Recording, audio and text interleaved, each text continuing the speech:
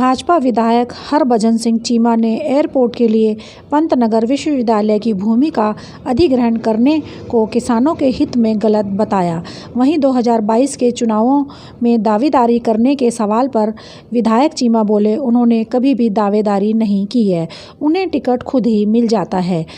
आज यहां काशीपुर में अपने कार्यालय में एक प्रेस वार्ता में कहा कि देश के कृषि विश्वविद्यालय अनाज के उत्पादन में वृद्धि की दिशा में आशातीत भूमिका निभाती है। ऐसे में अगर हम इन विश्वविद्यालयों की भूमि ले लेंगे तो इनका खाद्य उत्पादन पर कुप्रभाव पड़ेगा।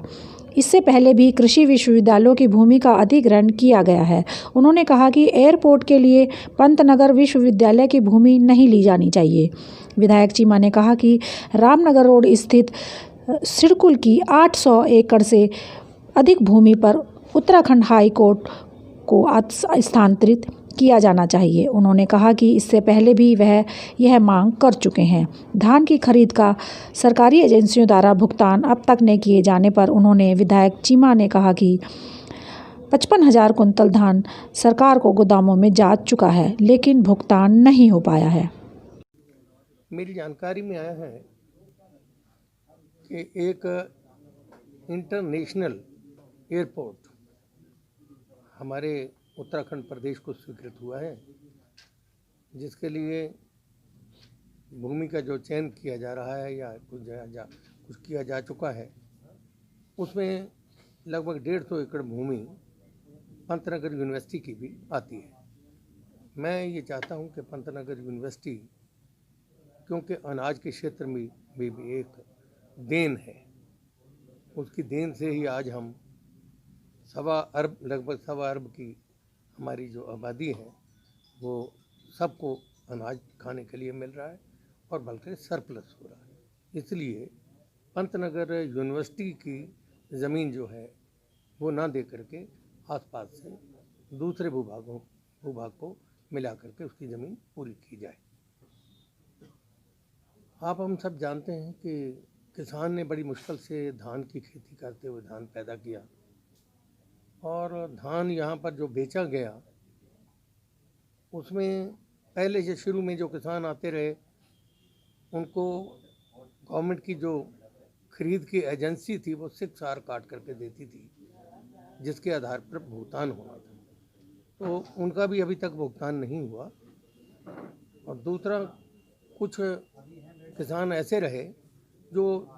आने में ज़रा लेट हुई या उनका फसल लेट पकी, वो जो धान लाए उसमें 6R उनको नहीं प्राप्त हो सकी, तो 6R के बिना भुगतान होना संभव नहीं होता। इसलिए मैंने देहरादून में अभी जो हमारा विधानसभा सत्र था, उस सत्र में जा कर के मैंने संबंधित मंत्री से ये बात उनके सामने उठाई और इस विषय पर इस तरीके से बात रखी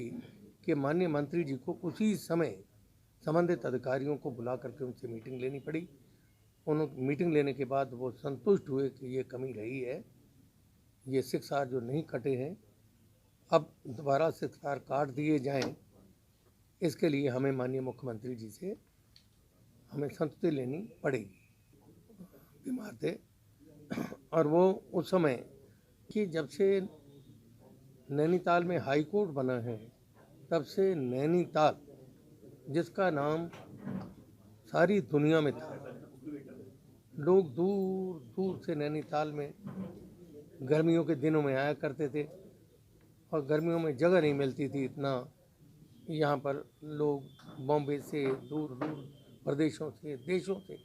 आकर के नैनीताल में एंजॉय किया करते थे। लेकिन जब से हाई कोर्ट बना है तब से वहाँ पर इतने वकील, इतने मुवक्किल, इतने जजेस, ये सब और जजेस का स्टाफ, ये सब आने से नैनीताल की ये जो ब्यूटी थी, नैनीताल की जो भ्रमण करने वालों के लिए कोई एक अच्छा बिंदु था, अच्छी जगह थी, वो सब डिस्टर्ब हो गई। तो मेरा कहना ये है कि हमारे काशीपुर और रामनगर के बीच में लगभग 850 एकड़ भूमि सरकार के पास उपलब्ध है। तो मेरा कहना ये है कि हाई कोर्ट उसमें से जितनी ज़मीन हाई कोर्ट के लिए चाहिए वहाँ पर हाई कोर्ट अगर स्थापित किया जाए तो मैदान का देहरादून, आपका पूरा हरिद्वार, आपका उधम सिंह नगर, ये मैं इसकी मांग करता हूँ कि हाई कोर्ट को यहाँ पर स्थानांतरित किया जाए।